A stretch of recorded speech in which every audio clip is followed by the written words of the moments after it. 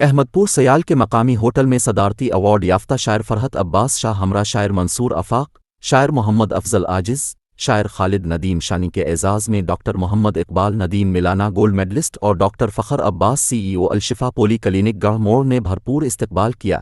مزید ہمارے نمائندے محمد عرفان ہرپل ہمارے ساتھ موجود ہیں، تفصیلات ان سے جانتے ہیں۔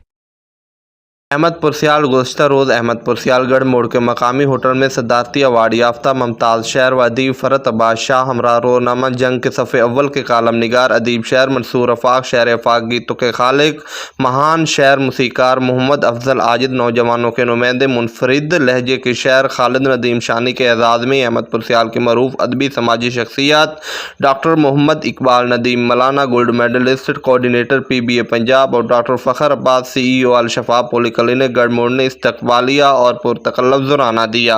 مہمانوں کا بھرپور شاندار استقبال کیا گیا، پھولوں کی پتیاں نشاور کی گئیں۔ ڈاکٹر عبدالسمیع مولانا اور محمد عبدالقوی مولانا نے معزز مہمانوں کو پھولوں کا گلدستہ پیش کیا۔ مہمان شاعر لالا افضل عاجز نے اپنی شاعری پیار نال نہ سہی غصے نال ویکھ لیا کر بیماراں نوں شفا مل جاندی ہے ترنم سے سنا کر سما بہن دیا۔ استقبالیہ میں اینکر پرسن علی امجد چودھری، ڈاکٹر مختار کنول اور چودھری آصف وڑائچ نے خاص طور پر شرکت کی۔ کیمرہ مین ٹیم کے ساتھ محمد عرفان ہرپل، احمد پور۔